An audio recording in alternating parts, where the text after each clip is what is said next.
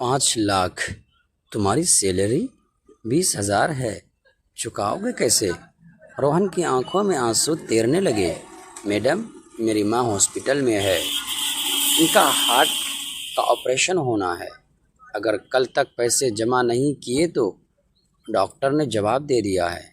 Please madam, मेरी salary से काट लेना, मैं ज़िंदगी भर आपकी गुलामी करूँगा। गुलामी? यह शब्द मेरे दिमाग में गूंज गया। मैं अपनी कुर्सी से उठी और उसके पास गई। मैंने उसे गौर से देखा। जवान था, साफ रंग, तीखे नैन, नक्श। गरीबी ने उसे थका दिया था, पर उसकी मर्दानगी और उसका व्यक्तित्व किसी भी महंगे सूट वाले से बेहतर था। मेरे दिमाग में एक ख्याल आया। दोस्तों, वीडियो में आगे बढ़ने से पहले वीडियो को लाइक और हमारे चैनल को सब्सक्राइब ज़रूर कीजिएगा।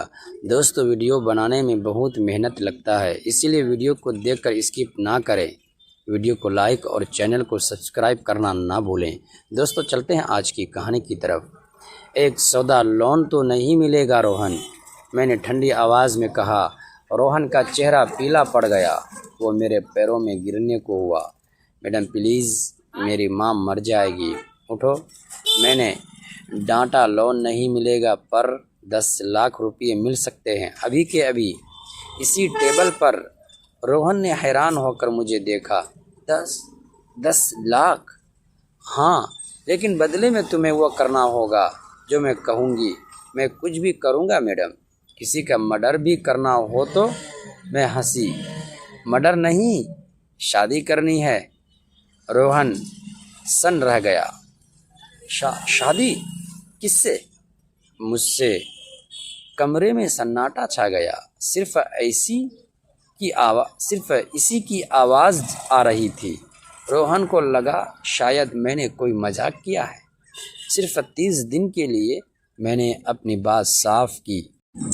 यह एक कॉन्ट्रैक्ट मैरिज होगी। तुम्हें दुनिया के सामने मेरा पति बनकर रहना होगा, मेरे घर में मेरे साथ, ताकि मैं अपनी जायदाद बचा सकूं। 30 दिन बाद मैं तुम्हें तलाक दे दूंगी। मैंने दराज से चेक बुक निकाली और 10 लाख का चेक साइन करके उसके सामने रख दिया। ये रहा तुम्हारी माँ की जान का कागज़, अब फैसला तुम्हारा है। रोहन ने उस चेक को देखा, फिर मुझे। उसकी आंखों में एक जंग चल रही थी। एक तरफ उसका स्वाभिमान था, एक तरफ उसकी माँ। उसने कांपते हाथों से वो चेक उठा लिया। मैं तैयार हूँ मैडम। गुड, मैंने मुस्कुराते हुए कहा। और हाँ, अब तुझे मैडम नहीं, अवंतिका कहना। और याद रखना, तुम सिर्फ दुनिया के लिए पति हो। बंद कमरे में तुम्हारी हैसियत सिर्फ एक मुलाजिम की रहेगी। मेरी मर्ज़ी के बिना मुझे छूना तो दूर, मेरी तरफ देखना भी मत। उसने सिर झुका दिया। सौदा पक्का हो चुका था। मैंने एक इंसान की मजबूरी को खरीद लिया था।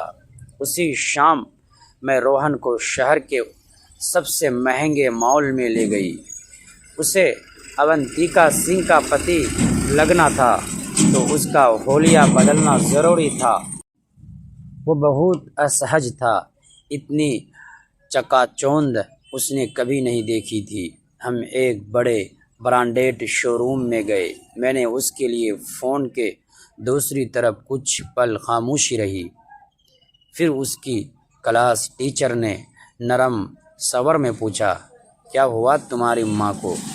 रोहित की आंखों में आंसू भर आए। कल रात अचानक उनकी तबीयत बहुत ख़राब हो गई। डॉक्टर ने कहा है कुछ दिन भर्ती रहना पड़ेगा। घर पर मैं और मेरी छोटी बहन ही हैं। मैडम ने धीरे से कहा, तुम चिंता मत करो, परिवार पहले आता है। तुम माँ का ख्याल रखो, पढ़ाई की चिंता बिल्कुल मत करना। फ़ोन करते ही रोहित अस्पताल के बाहर लगी बेंच पर बैठ गया। सामने सफ़ेद दीवारें, एम्बुलेंस की आवाज़ और लोगों की भाग दौड़ सब उसे अजीब सा डर महसूस करा रहे थे। उसने जेब से माँ की पुरानी फ़ोटो निकाली। उसमें माँ मुस्कुरा रही थी और उसके सिर पर हाथ रखे थी। उसी वक्त नर्स बाहर आई। रोहित वो घबरा कर खड़ा हो गया। जी मैं ही हूँ। नर्स मुस्कुराई। डरो मत, तुम्हारी माँ अब ठीक है। डॉक्टर ने कहा है खतरे खतरे की बात नहीं है। ये सुनते ही जैसे रोहित के दिल का भारी पत्थर हट गया। वह दौड़ कर वार्ड में गया। माँ ने कमज़ोर मुस्कान के साथ उसका हाथ पकड़ा। स्कूल नहीं गए? उन्होंने धीमे से पूछा। रोहित ने सर झुका लिया। आप ठीक हो जाइए, बस वही मेरी पढ़ाई है।